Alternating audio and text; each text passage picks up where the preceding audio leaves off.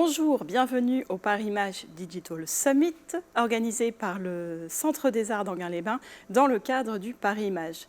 Je suis Johanna Gallardo, responsable des relations institutionnelles à Film Paris Région, qui est membre d'EcoProd. Et justement, aujourd'hui, j'ai l'honneur d'animer la table ronde VFX et animation, comment agir pour en faveur de l'impact environnemental.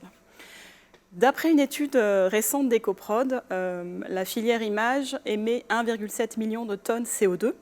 Ce n'est pas la filière la plus émettrice, plus impactante, mais néanmoins, elle a son rôle à jouer. Parmi ces 1,7 million, il y a 20% qui concernent l'empreinte organisationnelle, la production, la post-production, la diffusion.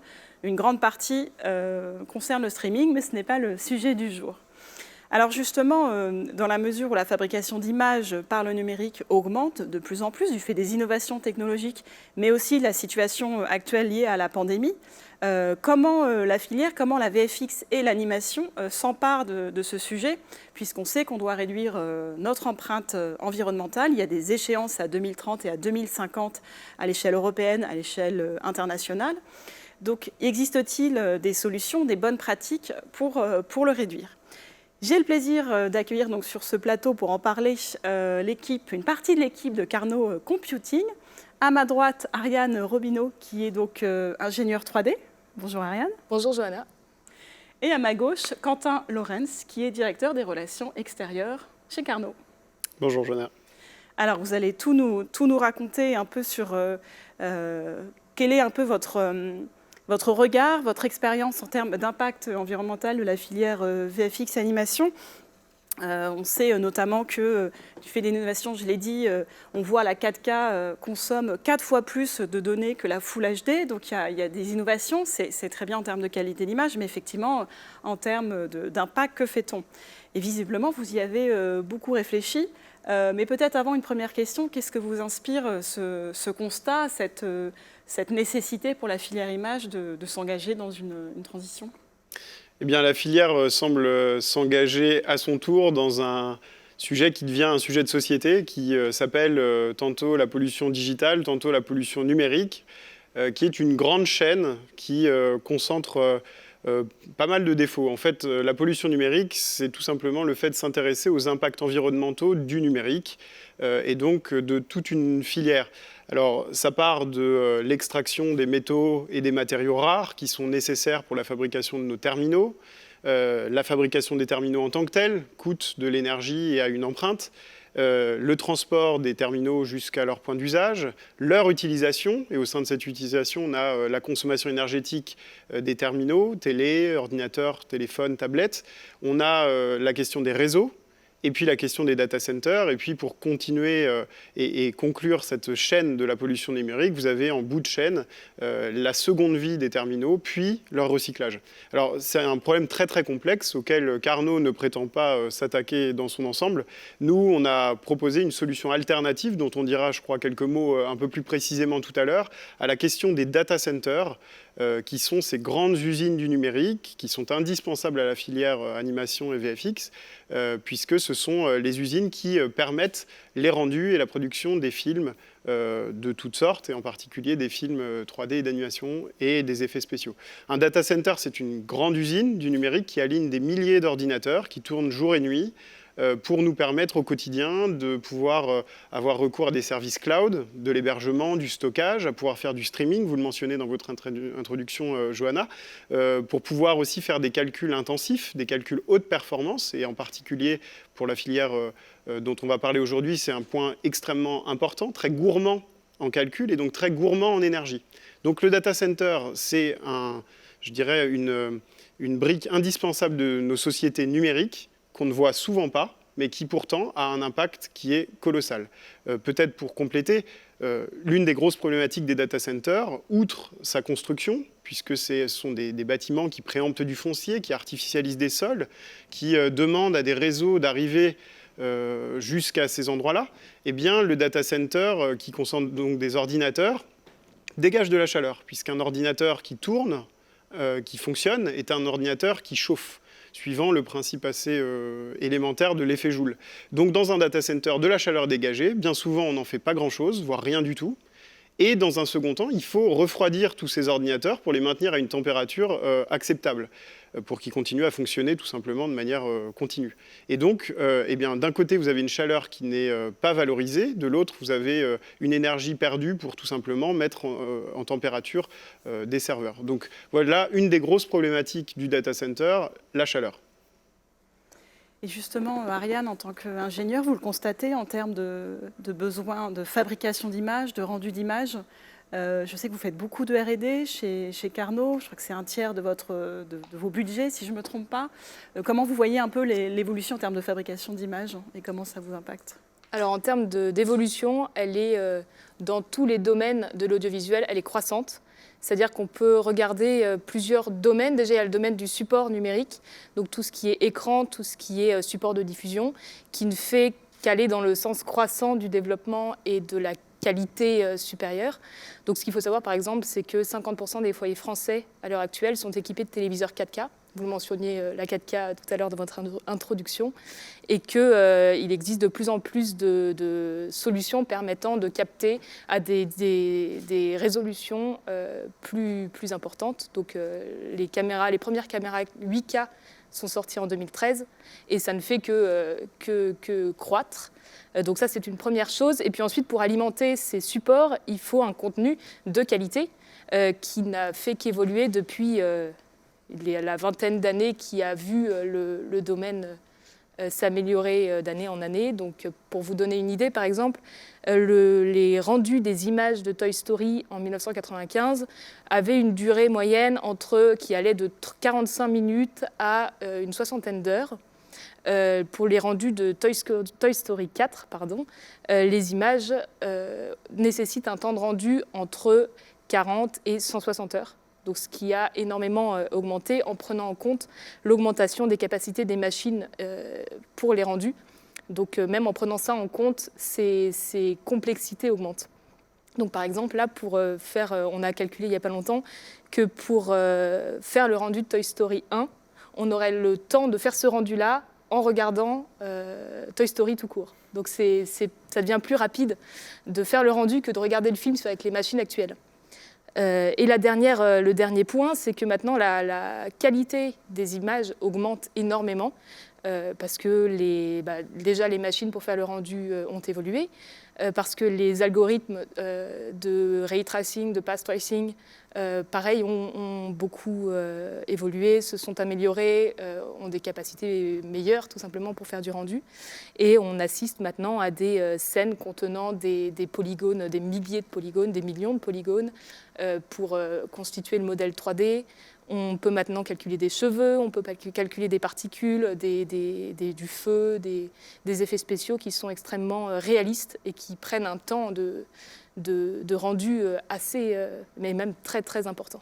Donc en effet, on assiste à une évolution des supports, du contenu, et de la qualité du contenu et de la quantité du contenu, puisque maintenant, avec notamment le confinement, on a vu une explosion de la demande se présenter, donc avec des plateformes de streaming qui ouvrent les unes à la suite des autres. Donc on connaissait déjà Netflix, Apple et Amazon, mais maintenant il y a des plateformes pour Arte, il me semble, qui commencent à voir le jour, et d'autres encore qui mettent à disposition des consommateurs des contenus de plus en plus variés et qui font appel à l'animation 3D et au VFX. Alors du coup, que fait-on? Enfin, comment ça s'incarne? Parce que c'est la partie immergée de l'iceberg en termes de fabrication d'images, et le rendu est de plus en plus extraordinaire. Moi, je trouve, en tant que spectateur, la précision, vous avez parlé de cheveux. Du coup, quels moyens on a pour faire face à ce challenge en termes à la fois d'exigences artistiques et techniques, mais d'optimisation de fabrication et d'impact environnemental? Alors, on a déjà des data centers qui s'améliorent de jour en jour, qui s'améliorent jusqu'à un certain point. Donc déjà, un data center, Quentin, tu pourras peut-être en parler un peu mieux que... Peut-être on peut préciser un data center, je le disais tout à l'heure, ça consomme de l'énergie pour être alimenté et ça consomme de l'énergie pour être refroidi. Pour faire un petit peu schématique, ça se résume à peu près à ça. Il y a un ratio entre les deux qui s'appelle le PUE, qui est le Power Usage Effectiveness, qui mesure un peu la qualité énergétique et l'efficience de la consommation d'énergie dans un data center. Ce qu'on observe, c'est qu'il y a en effet une amélioration continue qui est due à des techniques de construction meilleures, à des meilleures conceptions de l'espace, à du matériel informatique aussi qui peut chauffer un petit peu moins pour les mêmes performances. Ce qu'on observe quand même, c'est que quand il y a un progrès technologique, il y a aussi un rattrapage de l'usage. C'est ce qu'on appelle l'effet rebond.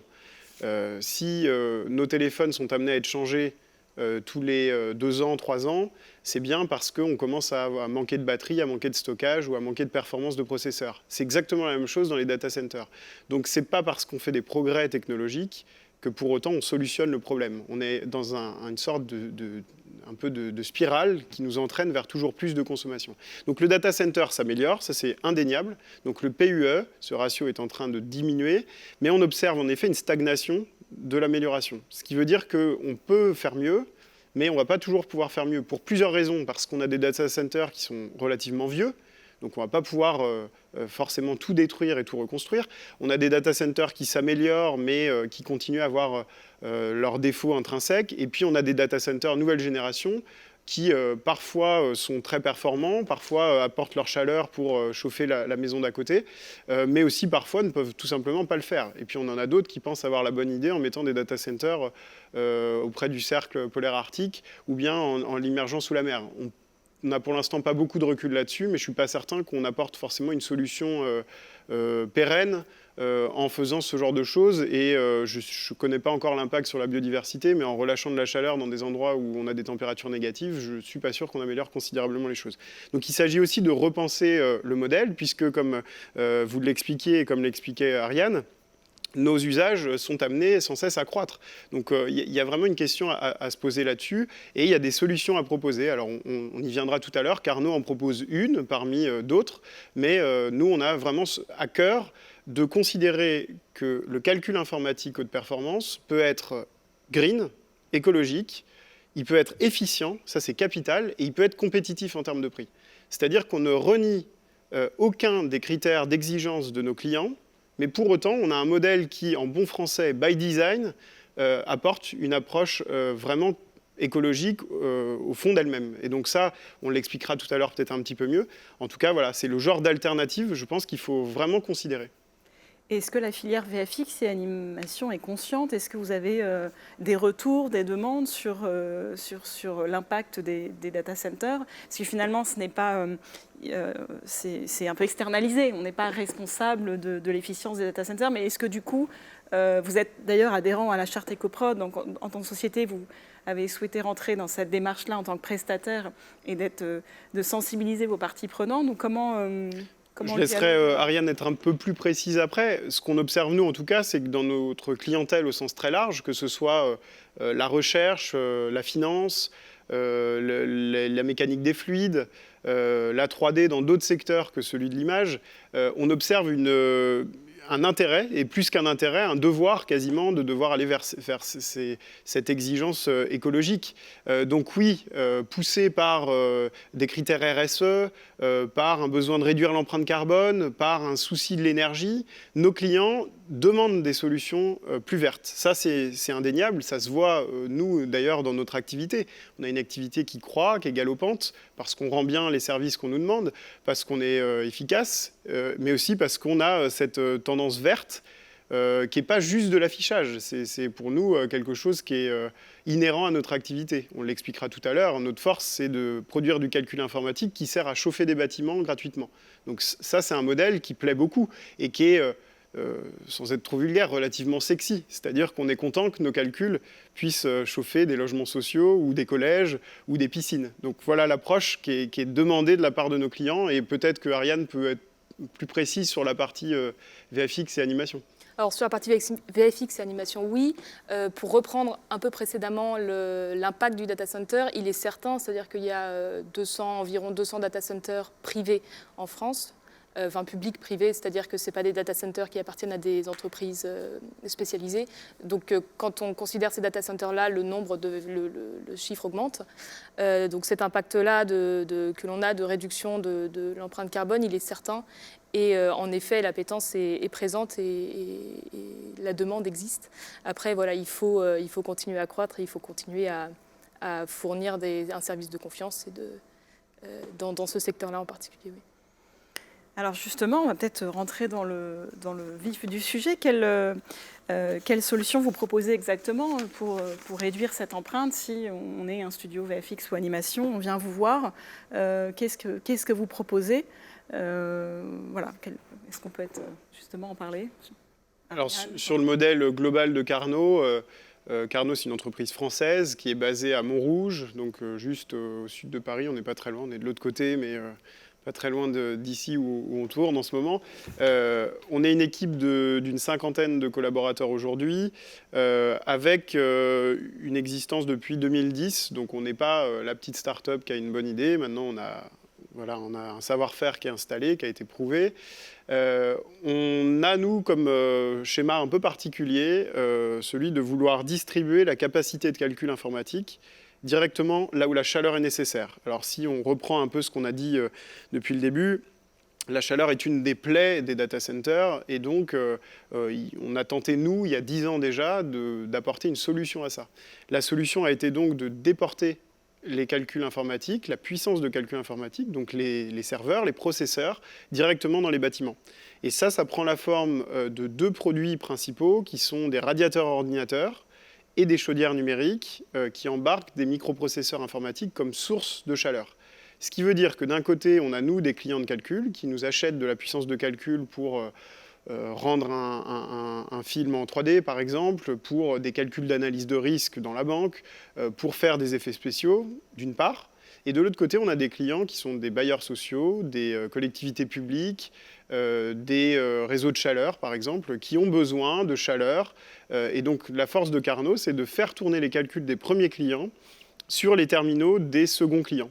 Et donc, de cette manière-là, on arrive à proposer une solution qui peut être assimilée à une forme d'économie circulaire numérique, c'est-à-dire que le déchet des uns, la chaleur dans l'informatique, est la ressource précieuse des autres, la chaleur dans le bâtiment. Donc évidemment, on apporte de la chaleur quand on en a besoin. Il n'est pas question de chauffer en été, donc ça, on a tout ce qu'il faut pour le faire. Mais d'un côté, cette chaleur qui est un déchet devient une ressource pour les autres. Et donc on chauffe gratuitement des logements sociaux, on chauffe, je le disais, des piscines, on chauffe aussi des bureaux, des salles de classe, grâce à la chaleur qui est émise par les processeurs qui tournent pour fabriquer des images, par exemple. Voilà, donc ça, c'est le modèle Carnot au global. Ce qui veut dire, si j'ai bien compris, c'est que ça aussi évite pour les studios de gérer la chaleur sur place et de climatiser les Exactement. Alors, ça, ce sont les 2 principaux produits de Carnot. On a en plus de ça, nous, une technologie qu'on a ajoutée à notre palette qui nous permet d'occuper des espaces inutilisés, en particulier dans des entrepôts, pour y installer de la puissance de calcul. Et là, on a la même logique. On pousse du calcul informatique qui dégage de la chaleur, et cette chaleur est valorisée pour chauffer l'entrepôt attenant. Le but, ce n'est pas de balancer aux petits oiseaux. Donc on a vraiment cette logique, encore une fois, de réutilisation de la chaleur. Donc pour un studio, finalement, il confie à Carnot, et Ariane sera plus précise sur la partie technique, mais le studio confie à Carnot ses calculs, sa tâche.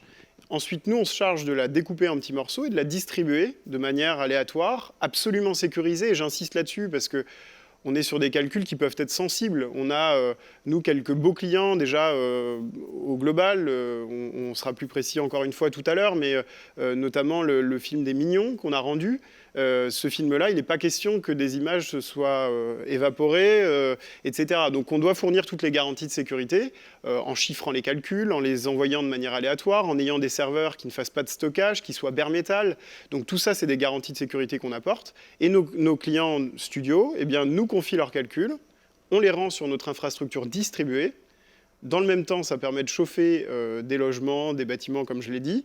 Et après, on rend des images qui sont toutes prêtes, toutes belles, toutes faites, comme l'aurait fait un data center. Sauf que vous avez considérablement limité l'empreinte carbone, la consommation énergétique. Et en plus de ça, vous avez eu un impact social qui n'est pas négligeable, puisque apporter de la chaleur dans des logements notamment est pas neutre quand on sait qu'il y a 5,1 millions de foyers français qui sont en situation de précarité énergétique, par exemple. Voilà, donc c'est une partie de la réponse. Peut-être qu'Ariane peut compléter, mais on a un modèle qui voit large.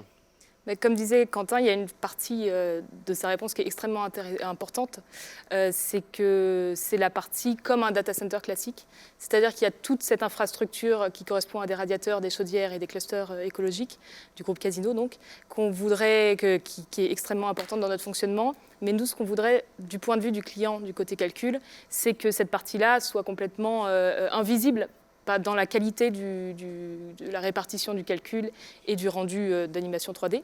Donc, pour rentrer peut-être un peu plus dans des détails techniques, il y a 3 gros sujets à Carnot. Il y a l'infrastructure, le fonctionnement de l'infrastructure et l'utilisation du point de vue du client. Donc si je commence par l'infrastructure, Quentin a un peu expliqué le sujet déjà. Pour rentrer dans un point de vue un peu plus technique, on est très axé sur du CPU pour l'instant, on commence à se développer dans le GPU. Et on a des machines qui vont du 8, 16 à 32 cœurs, donc une infrastructure très performante. CPU, avec, juste repréciser, peut-être Quentin l'avait fait. Central Processing Unit, Voilà. donc c'est un type de machine, un type de processeur qui permet de faire des calculs particuliers. Enfin, il y a le CPU et le GPU. GPU, c'est Graphical Processing Unit, qui a un fonctionnement légèrement différent. Donc voilà, on est très axé CPU actuellement, avec ces caractéristiques-là. Et donc ça, c'est vraiment l'infrastructure qui est finalement la même, si on veut dire, c'est la même machine à la racine que celle d'un data center classique. Pour ce qui est du fonctionnement de Carnot, en fait, il y a toute une partie immergée de l'iceberg qu'on ne voit pas souvent, qui en fait est l'informatique. Donc on parle beaucoup du hardware, en fait, du radiateur, du produit en lui-même, mais il y a toute une partie informatique qui nécessite beaucoup de travail de la part de nos équipes. Du coup, c'est ce qu'on appelle à Carnot le QR. Le QR, c'est l'orchestrateur, en fait, la brique logicielle qui va permettre de distribuer les tâches de calcul, le rendu qui produit de la chaleur, là où il y a besoin de la chaleur, et donc de gérer les ressources disponibles et de distribuer le calcul sur les ressources disponibles, ou de gérer la demande en chaleur et la consigne de la part du client côté bâtiment. Donc quelqu'un qui va, pour le dire d'une autre façon, quelqu'un qui va aller appuyer sur le bouton plus de son radiateur pour avoir plus de chaleur, très schématiquement, on va lui envoyer plus de calculs. Enfin, on va soit augmenter la fréquence du processeur pour chauffer plus, soit envoyer plus de calculs sur cette unité-là de chauffage. Donc ça, c'est le fonctionnement global. Pour vous donner encore un peu plus de détails, on utilise une technologie qui s'appelle Docker. Donc Docker, en fait, c'est une technologie de containerisation qui permet de reproduire un environnement de travail sur un ordinateur de manière extrêmement simple, rapide et sécurisée. Donc pour le traduire un peu plus, c'est une boîte dans laquelle on va installer des logiciels et un environnement de travail complètement sur mesure en fonction des besoins du client ou des besoins de la personne qui nécessite un calcul. Et cette boîte, ensuite, on va pouvoir la transporter et la répartir sur les ordinateurs de façon extrêmement rapide et intuitive. La grande force de Docker, c'est que quelqu'un qui n'est pas en relation avec nos équipes, un client de calcul qui n'est pas en relation avec nos équipes, peut tout à fait créer sa propre image Docker, donc le plan de sa boîte avec ses logiciels à l'intérieur, la mettre sur Internet sur un répertoire d'images et l'appeler avec notre système. Donc ça, c'est encore une fois complètement sur mesure et le plus intuitif possible. Et ensuite, le dernier point, le troisième point, c'est l'utilisation du service, donc du point de vue des usagers du calcul. Comment on fait pour lancer une tâche sur Carnot ? Donc il y a 2 façons de le faire. Il y a la façon la plus simple et la plus intuitive, qui est de passer par l'interface graphique, qui en fait est une plateforme web, une page web sur laquelle on peut, avec des boutons sur lesquels cliquer, et qui envoie automatiquement la tâche de calcul, le rendu d'animation ou autre sur la plateforme, qui donc ensuite va opérer sa petite moulinette, trouver les ressources disponibles, envoyer les calculs dessus, récupérer les résultats de sortie et faire tout ça de façon complètement automatisée. Et il y a une autre façon qui est de scripter le tout, de coder toutes les invites de commande, en utilisant une API. Donc si on simplifiait, si Carnot était une télévision, le QR, l'API, serait la télécommande qui permet de s'en servir. Donc c'est un ensemble de méthodes et de fonctions informatiques qui, quand elles sont appelées dans un certain langage, le SDK, je ne vais pas non plus aller dans trop de détails, permet de répartir les calculs en fonction des besoins complets et d'automatiser ça, d'intégrer cette fonctionnalité dans un pipeline de production Donc ça, c'est aussi une grande force et c'est une grande flexibilité pour les usagers, c'est-à-dire que c'est complètement intégrable à la production sans avoir à changer, rajouter des modules, etc. Donc voilà, c'est donc les 3 points dont je voulais vous parler. Et pour rajouter peut-être quelques petits détails, tous les calculs, comme Quentin expliquait tout à l'heure, sont chiffrés, sécurisés. Ça, c'est un de nos grands enjeux, évidemment. Et l'utilisation est assez simple et flexible. Et du coup, j'imagine, dans la mise en place de ces logiciels, outils, vous réfléchissez aussi à leur éco-conception, ou les prestataires avec qui vous travaillez pour leur mise en place, c'est quelque chose aussi en interne sur lequel vous travaillez, en plus de proposer une solution qui est éco-responsable? Alors, c'est aussi dans notre ADN, en effet. On est assez proche de la Blender Foundation. On a beaucoup travaillé avec Blender au tout début parce qu'on croit dans les solutions open source. Peut-être juste rappeler en 2 mots pour ceux qui ne connaissent pas Blender. Alors Blender, c'est un logiciel de modélisation 3D qui a beaucoup grandi ces dernières années et qui est open source. Vous pouvez le télécharger en rentrant chez vous sans avoir à payer de licence. C'est très, très, très intuitif et fait pour la 3D.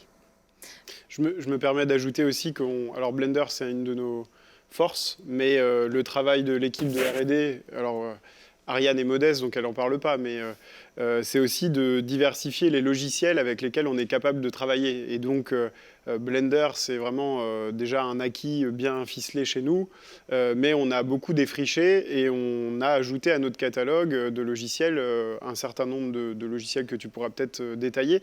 Avant que tu le détailles, je voulais juste ajouter à la présentation de l'infra Carnot, ça peut paraître un peu abstrait, etc. En réalité, pour le client, c'est vraiment comme si il allait travailler avec un data center conventionnel. Notre force aussi, et ça, je crois qu'on ne l'a pas encore mentionné, c'est qu'on a la capacité, une forme de flexibilité et la capacité à élargir notre parc de cœur relativement facilement. C'est-à-dire que l'infrastructure qui distribue les tâches de calcul informatique, elle est capable aujourd'hui d'accueillir le nombre de cœurs qu'on a. Alors, par exemple, cette année, l'année dernière, en 2020, on a ajouté 20 000 cœurs à notre parc, mais en fonction de la demande des clients, on est capable en très peu de temps, en quelques semaines, voire quelques jours, vraiment de répondre avec une infra hardware vraiment conséquente pour répondre à ça. Alors, on a mentionné très furtivement tout à l'heure les Minions 2, avec Illumination, qui est une de nos réussites de l'année 2020. Elle l'a été parce que c'était un gros client pour nous, on ne va pas se cacher. Elle l'a été aussi parce que techniquement, on a réussi à rendre un film en, je crois, 3 ou 4 mois. On a mis à disposition 16 000 cœurs qu'on tournait non-stop pour Illumination pendant 3 à 4 mois. Ça, c'est exactement la force aussi de Carnot. C'est d'avoir un coup de fil, de savoir y répondre et de traduire le besoin en service en très peu de temps. Donc on n'est pas juste des chauffagistes un peu rigolos avec des ordinateurs, on a aussi une infrastructure qui est lourde, qui est costaude, et qui peut largement rivaliser avec des data centers conventionnels. Donc là-dessus, de la petite start-up avec la bonne idée, comme je le disais tout à l'heure, on est arrivé à une entreprise avec les épaules larges et les reins solides, avec de l'humilité quand même, parce qu'on fait les choses bien, mais on apprend aussi quand même encore. Hein. Mais voilà, donc il y a vraiment cette capacité, si je devais résumer en bon français, c'est le côté scalable de l'infrastructure. Du coup, vous êtes capable de répondre aussi bien, de donner une solution aussi bien à des petits projets de films qu'à des plus gros, et vous en avez cité. Hein. Oui, alors Ariane sera peut-être plus précise sur ce point-là. Je sais qu'on a parfois des besoins très ponctuels pour quelques secondes d'image, et ça, notre plateforme le permet, parce que, comme le disait Ariane, c'est très facile, spontané d'aller lancer des rendus. Mais on a aussi les Minions 2, qui est une super production internationale, qui est commandée par Universal International. Et donc, on a c'est vrai, un spectre qui est relativement large. Mais je te laisse peut-être compléter, Ariane. Non, c'est exactement ça. Sur la largeur du spectre, on répond à des besoins de particuliers, donc notamment grâce à l'interface qui est très intuitive et facile à manipuler. Et en passant par des studios de taille moyenne à grande, donc avec Illumination. On a travaillé notamment avec Tu nous as pas vu dernièrement, qui est un studio d'animation basé à Angoulême, si je ne dis pas de bêtises. Annecy, non ? Comment ? Annecy, je crois. Annecy, oui, c'est possible. Bon, je disais des bêtises. Et on travaille aussi dans tout ce qui est audiovisuel. On travaille aussi sur des sujets de photogrammétrie avec Iconen, notamment, qui reconstituent des bâtiments menacés pour les intégrer à la mémoire globale, qui donc font des calculs de photogrammétrie, mais aussi de rendu d'animation. Et du coup, est-ce que vous fournissez un bilan d'impact aux productions, un bilan carbone? Est-ce que c'est demandé? Alors oui, tout à fait. C'est très demandé, évidemment, surtout quand on fait tourner ces calculs sur une infrastructure comme la nôtre. Du coup, oui, on a mis en place des carbon facts, donc des feuilles récapitulatives qui permettent de mettre en évidence l'économie qui a été faite avec le calcul par rapport à un autre data center plus classique. Et ça, c'est des choses qu'on est capable de mettre en place et de globaliser sur les calculs d'un client, sur une durée nommée. Voilà, enfin, c'est tout à fait faisable. Je crois que vous nous parliez aussi de comparaison de comment un film, la fabrication d'un film peut chauffer une ville ou une maison. Je crois que vous avez fait quelques calculs précis là-dessus, quelques estimations qui permettent justement aux spectateurs de se rendre compte un peu de l'impact de cette solution. Alors oui, tout à fait. On avait fait un petit article là-dessus. On s'était amusé à calculer le temps que pourrait chauffer le rendu d'un film d'animation. Ma phrase est mal construite. Combien de temps pourrait chauffer un film d'animation Paris ou toute une ville française pendant un des mois les plus froids de l'année, donc janvier, bon là on ne dirait pas, mais voilà. Et en fait, j'avais pris comme hypothèse un film d'animation d'une taille moyenne, donc en prenant sur les machines Carnot un temps de rendu d'environ 3 heures, avec un ordre de grandeur de 130 000 images sur une durée donc, d'un film. J'avais pris mes hypothèses. Et en comparant l'énergie dépensée pour le rendu de ce film à l'énergie dépensée par un foyer français, j'étais aboutie à 2 conclusions. La première, c'est que ce film d'animation pourrait chauffer le foyer français moyen sur une durée de 47 ans. C'est énorme. C'est énorme. Et lui économiser 18 000 € de charges de chauffage. Sur les 46 ans. Sur les 46 ans. Mis bout à bout. Et la deuxième conclusion, c'est que ça pourrait chauffer Paris entier en janvier, en mois de janvier, j'avais fait la moyenne sur les 5 dernières années, il me semble, pendant 16 minutes. Donc Paris entier, c'est 2,5 millions d'habitants. Et en janvier, c'est donc 16 minutes de chauffage. Du coup, là, c'est hyper intéressant parce qu'on se rend compte du potentiel de récupération de chaleur et de l'enjeu derrière tout ça. C'est ce qu'on veut prouver, c'est-à-dire que quand on comprend Carnot, on comprend naturellement l'aspect écologique. Nous, on ne s'en satisfait pas, on est toujours un peu perfectionniste chez Carnot, donc voilà pourquoi on est allé vers ces carbon facts qui sont vraiment, comme le disait très bien Ariane, notre grille d'analyse et qui va très loin, c'est-à-dire qu'on va jusqu'au degré, au pourcentage d'intensité d'usage du CPU, donc du processeur, au sein de tel ou tel terminal de calcul ou de chauffage. Donc on va vraiment dans le détail du détail. Et tout ça parce qu'on a envie d'être transparent sur l'infrastructure. On veut aussi, nous aussi, quantifier nos efforts parce que c'est peut-être au départ plus compliqué pour une entreprise comme Carnot de distribuer sa capacité de calcul, mais in fine, on a quand même des gains qui sont majeurs.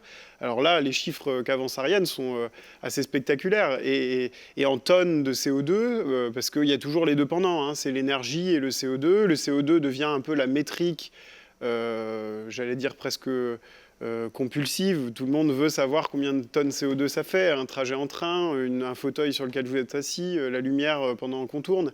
Donc voilà, nous on a voulu aussi tout simplement avoir une carte d'identité du calcul Carnot qui est assez simple, qui permet d'épargner tant d'énergie, d'épargner tant de carbone. Et alors puisqu'on parle du carbone, ce qu'on peut nous annoncer comme chiffre moyen sur le total de l'infrastructure Carnot, c'est qu'on épargne 85% des émissions de CO2 du calcul informatique, ce qui est considérable. Et 85, c'est la fourchette quand on veut vraiment se faire mal et qu'on n'a pas envie de trop se mettre en avant. Donc on monte pour certains terminaux, je pense notamment à la chaudière qui tourne toute l'année, qui produit de l'eau chaude, on monte à des taux qui sont supérieurs à 90%. Donc voilà des chiffres qui sont très concrets. Et on a une méthodologie qu'on est en train de faire certifier, je ne vais pas pouvoir être plus précis que ça, mais par des organismes publics et gouvernementaux, pour que ça devienne peut-être une méthodologie commune à l'ensemble du calcul informatique haute performance qui inclut le rendu pour les studios d'animation et de VFX. Donc voilà, on veut donner la preuve que ce qu'on fait est propre. Une question un peu à part, mais est-ce qu'un particulier peut peut avoir un radiateur Alors Carnot non. et avoir du calcul rendu d'image chez Non, lui? Moi, ça malheureusement non. m'intéresserait, mais Les non. particuliers qui bénéficient de la solution Carnot, ce sont des particuliers qui habitent des logements collectifs ou sociaux. Donc eux, oui, se chauffent avec des calculs de rendu. On ne travaille pas avec des particuliers pour plusieurs raisons. La raison principale, c'est une raison technique. C'est que quand on installe des radiateurs ou des chaudières, on recrée une grille de calcul, donc qui nous amène des performances supérieures. Et donc rien que pour ça, on a besoin d'un minimum d'unités qui se trouve à peu près autour d'une vingtaine. Donc on est sur de l'habitat moyen collectif, en gros. Et est-ce que vous avez déjà pensé ou imaginé de chauffer des plateaux tournage, là, pour le coup, des plateaux live? Est-ce que ça pourrait être quelque chose d'envisageable sur le moyen long terme Pourquoi pas? On pourrait avoir vraiment une forme de boucle qui se referme, où le calcul permet de chauffer le calcul pour des effets spéciaux, par exemple, permet de chauffer le plateau sur lequel les acteurs tournent. Alors là, pour le coup, on aura un système très complet. Je sais que l'idée avait été envisagée ou en tout cas réfléchie. Et en effet, ça devient des choses à mettre en place qui prennent du temps, qui prennent des moyens, qui prennent du monde. Et donc, on y pense. On avait quelques chiffres à partager sur Carnot, un peu comment ça se structurait, une infographie.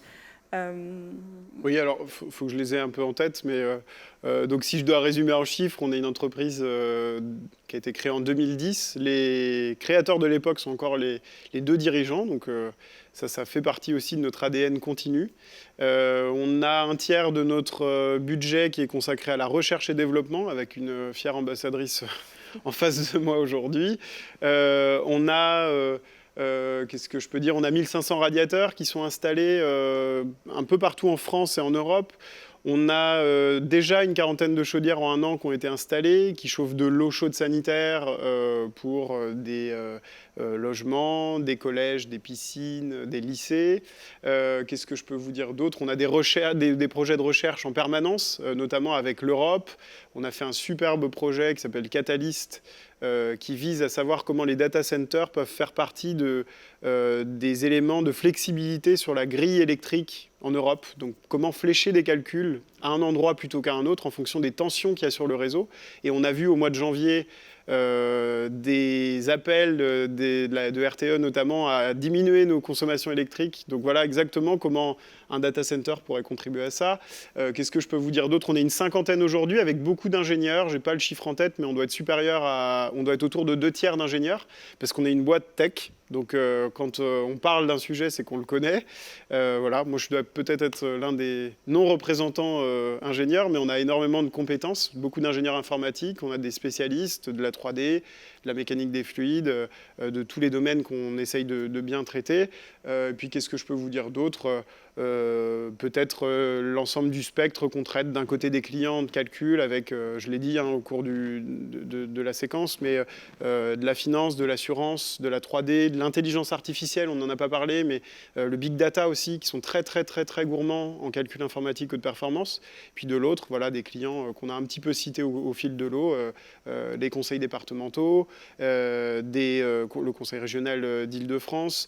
On a aussi des bailleurs sociaux en nombre. On a des gros gestionnaires de réseaux de chaleur. On pousse de l'eau chaude qui est chauffée par des calculs informatiques pour irriguer d'eau chaude des réseaux de chaleur. C'est assez amusant et c'est aussi très efficace. Voilà.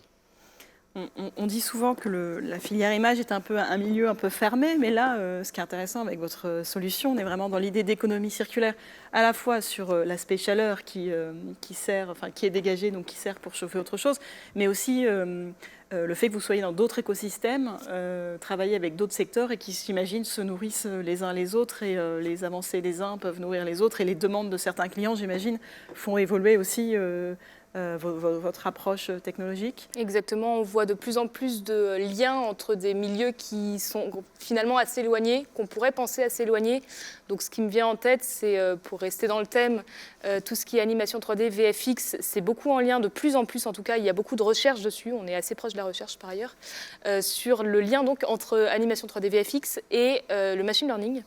Donc tout ce qui est amélioration de l'image, upgrading de l'image pour par exemple simuler de la 4K ou faire ce genre de choses, rajeunir des acteurs, faire du deepfake, ce genre de choses, c'est à cheval entre ces deux milieux. Il y a aussi un autre milieu, un autre lien qui me vient en tête, c'est la visualisation, donc l'animation 3D, enfin la 3D plus grossièrement, en lien avec la mécanique des fluides, qui fait beaucoup de simulations sur des objets, sur des avions, par exemple, des ailes d'avion, des dirigeables, ce genre de choses. Et donc, c'est de la modélisation 3D avec des simulations physiques de fluides, donc de mécanique des fluides, de torsion ou de mécanique du solide aussi, qui se trouvent l'un dans l'autre. Donc, il y a en effet des croisées dans les différentes expertises et c'est extrêmement agréable d'avoir tous ces domaines qui finalement se trouvent les uns à côté des autres, ils permettent d'échanger et d'avancer finalement vers une solution plus poussée. Oui, on sait que les VFX s'approprient les outils, certains logiciels des jeux vidéo qui sont aussi très avancés. Donc c'est ça qui est intéressant de voir aussi cette coopération qui enrichit techniquement, artistiquement. Alors peut-être la question quand même qui fâche, est-ce que ça coûte cher? Combien ça coûte finalement? Est-ce qu'on y gagne de rentrer dans une transition écologique, d'adopter votre solution qui semble, qui est très vertueuse? Vous l'avez montré, chiffre à l'appui. Voilà, est-ce que comment vous... Moi, je dirais que ça fâche pas tant que ça. Je vous remercierais presque de poser la question. En tout cas, c'est une question cruciale. On a un modèle, nous, qui est plus complexe que d'aller frapper au data center avec lequel vous travaillez depuis 15 ans et qui vous fait des offres et qui a des offres de marketing incroyables et qui a les épaules d'un GAFAM. Pour être très clair, c'est aussi certains de nos concurrents sont les GAFAM. Hein. C'est comme ça que ça se passe. Carnot, en plus de son aspect écologique, je le redis, mais c'est vraiment dans notre ADN, propose des services qui sont de qualité supérieure, parce qu'on a un accompagnement par nos équipes qui sont extrêmement pointues sur certains domaines. Donc là, on a Ariane, mais à côté, je le disais tout à l'heure, on a aussi des équipes d'ingénieurs qui sont très pointues sur leur domaine. Et puis, on a surtout une offre commerciale qui est très alléchante et très intéressante, puisqu'on arrive, nous, à vendre le calcul entre 2 et 4 fois moins cher qu'un cloud provider classique qui vendrait du calcul de performance. Donc ça du fait de la récupération de chaleur? Alors ça, c'est du fait du modèle économique de Carnot qui repose et sur des clients de calcul et sur des clients de chauffage. Pour faire très simple, le client de chauffage qui achète une chaudière ou un radiateur Carnot, lui achète un système qui va lui donner du chauffage gratuit. Bon, très bien. Donc il a un avantage qui est quand même énorme, en plus des avantages environnementaux, des dérogations qu'on a obtenues auprès des ministères, etc., dans la construction. Donc il y a cet aspect bâtiment. Et puis de l'autre côté, on vend de la puissance de calcul. Sauf que nous, notre data center, en réalité, est financé par les chaudières et les radiateurs qu'on aura vendus. Donc on n'a pas de coût de structure, en fait. On a des coûts de maintenance qui sont assez bas par rapport à un data center conventionnel. On n'a pas eu à construire un data center au départ qui coûte, alors les chiffres qu'on a récemment, c'était 15 000 € le mètre carré. Donc ça, c'est des dépenses qu'on s'épargne. Et donc, de fait, on arrive à proposer une offre commerciale qui est, j'insiste, toujours aussi performante, aussi sécurisée qu'un data center, sauf qu'on arrive à vendre entre 2 et 4 fois moins cher le calcul informatique de Carnot. Alors peut-être que tu peux préciser la grille de prix, Ariane, si c'est nécessaire, mais l'esprit est là en tout cas. Pour ce qui est de la grille de prix, bon, je ne l'ai pas en tête, ça ne parlera pas forcément. Mais en tout cas, oui, c'est quand on compare quand on met côte à côte ces prix-là, oui, on est largement inférieur à des solutions plus orientées data center avec un PUE qui vaut 1,6. D'ailleurs, ces PUE, ces indices d'efficacité d'un data center stagnent environ depuis 2013 vers 1,6, ce qui veut dire qu'on utilise beaucoup plus de climatisation et beaucoup plus de matériel informatique qui n'est pas dédié au calcul pour faire fonctionner le data center. Et donc nous, ce qu'on apporte et ce qui explique ce coût, en fait, c'est que physiquement, on n'a pas besoin de refroidir, on n'a pas besoin de construire, comme l'expliquait Quentin, et c'est donc physiquement moins cher parce que ça coûte moins d'énergie. C'est tout bête, quoi. Mais aussi construire un data center, ça a un impact sur le lieu où on le tourne aussi, où on le construit.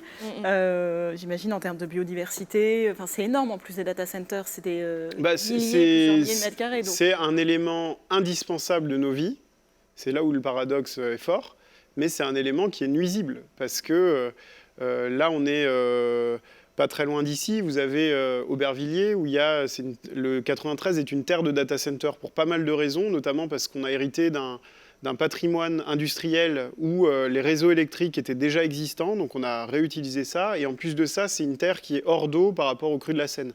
Donc c'est très intéressant de mettre les data centers dans le 93.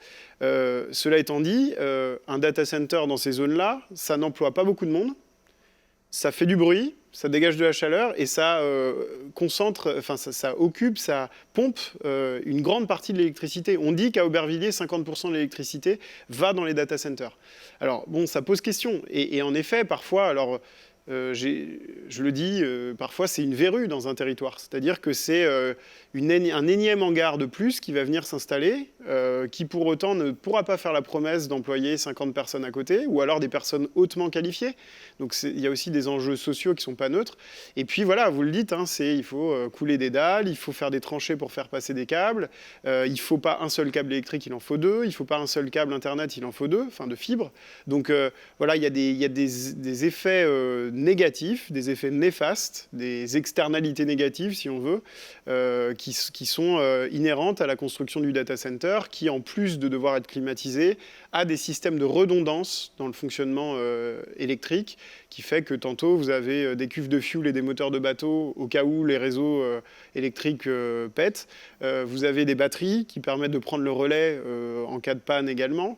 Et donc, voilà, il y a des systèmes qui sont pas tout à fait propres en réalité. Mais pour autant, est-ce qu'on peut condamner l'existence des data centers? Je ne suis pas sûr, parce qu'on a forcément des besoins numériques qui sont énormes, qui sont croissants, Ariane le disait tout à l'heure. Et donc, nous, on ne prétend pas être la solution face à l'empreinte énergétique et environnementale des data centers, mais on prétend être une alternative sur un certain créneau, en particulier le calcul haute performance pour des rendus, pour des effets spéciaux, pour l'animation, etc. En tout cas, ça me semble important de montrer effectivement l'impact numérique, l'impact du numérique sur l'environnement. Et ce n'est pas juste du dégagement de chaleur, de l'énergie, mais que ça va beaucoup plus loin en termes d'infrastructure, même en termes d'aménagement du territoire, voire sociétal. Alors on tire le fil, ça peut aller très loin, mais effectivement, c'est intéressant d'avoir tous ces éléments-là quand on choisit son prestataire en tant que studio d'animation. C'est un sujet qui est extrêmement riche et intéressant, qui est même un peu philosophique. C'est-à-dire que le numérique, c'est en apparence quelque chose d'immatériel. On parle beaucoup de dématérialisation. Je trouve que le concept est très mal choisi. C'est une rematérialisation. Ce qui n'existe plus physiquement ici existe ailleurs en termes numériques. Donc j'ai plus de disque dur chez moi, très bien, j'avais un disque dur d'1 Tera. Bon, le Tera que j'avais de stockage ici, si je ne l'ai plus là, c'est qu'il existe ailleurs. Et cet ailleurs, vous aurez le même disque dur ou presque, qui sera dans un data center, voire dans 3 ou 5 data centers si il y a une redondance du stockage. Et donc voilà typiquement ce que ça veut dire. Donc pas de dématérialisation, mais de la rematérialisation. Le numérique n'est pas virtuel, il est matériel quelque part. Donc nous, dans nos usages du quotidien, on a vite fait de plus se souvenir de tout ça. Donc il y a même un côté, le rapport de l'humain avec la technique. Est-ce qu'on n'est pas en train de nous faire dépasser par un système qui demande toujours plus de vitesse, qui demande toujours plus de finesse, de précision? Alors là, pour l'image, on est tous d'accord que c'est nécessaire, c'est-à-dire qu'on va vers une granularité qui est extrêmement fine, des images qui sont de qualité encore meilleure, mais où est-ce qu'on va s'arrêter? Il y a un moment où la pollution numérique va nous dire stop, et les progrès de la technique appellent aussi des effets néfastes. Alors, ça peut être des consommations énergétiques ici, mais ça peut être aussi des extractions de minerais et de métaux rares en Chine, au Chili, en Équateur ou du cobalt au Congo. Donc, finalement, il y a une matérialité, il y a une consommation, et ce n'est pas parce que ça ne se voit pas que ça n'existe pas. Tout à fait, on a envie de continuer à rêver, effectivement, par la fabrication de ces images. Mais l'étude EcoProd, vous le rappelez, le montre que le cobalt et le lithium sont des matériaux rares et que c'est pas la filière image n'étant pas essentielle ou vitale, malheureusement, ce ne sera pas la première à y avoir accès et que les coûts vont être de plus en plus importants puisqu'ils seront de plus en plus rares. Donc, comme on veut continuer à rêver, effectivement, on veut pousser, il semble intéressant de pousser des solutions comme la vôtre, et il en existe sûrement d'autres, pour que la filière puisse continuer à créer et à nous faire rêver. Cette table ronde touche à sa fin. Je ne sais pas si vous voulez dire quelques mots de conclusion, peut-être pour l'avenir, vos souhaits par rapport à la filière. Est-ce que, voilà, Je laisserai à Ariane le dernier mot, mais je pense qu'il ne faut pas non plus jeter la pierre à la filière animation et VFX. Vous avez dit en introduction que l'étude EcoProd montrait que la partie animation ou VFX n'avait pas le plus gros de l'impact environnemental. Donc, il ne faut pas non plus se flageller pour ce qu'on n'a pas fait. En revanche, moi, j'accueille avec beaucoup d'enthousiasme la prise de conscience de la filière. Et j'espère qu'on pourra, nous, accompagner avec nos prestations et nos services, disons, un pas en avant sur ce sujet-là. Alors, je ne sais pas si c'est un pas en avant ou si c'est un pas de côté, parce qu'il faut aussi voir le modèle peut-être de manière un peu différente. Mais je crois que vos questions y ont contribué aujourd'hui. Je conclurai en disant que c'est un pas de danse et qu'on vous invite à nous prendre la main et à nous rejoindre pour essayer de faire mieux et d'améliorer toujours cette fuite en avant. Eh ben, merci beaucoup Ariane, merci beaucoup Quentin. Merci, Jonah. Je dois préciser que vous pouvez poser des questions sur le chat, mais j'aurais dû le préciser en début de table ronde. Mais vous avez sûrement vu que ça s'affichait sur votre écran, donc j'espère que les questions sont nombreuses. Nous vous remercions d'avoir été attentifs à cette table ronde. Je remercie à nouveau Carnot Computing et ses intervenants. Et vive la transition écologique de la filière. Il y a plein de solutions, plein d'innovations, donc allons-y. Merci, au revoir.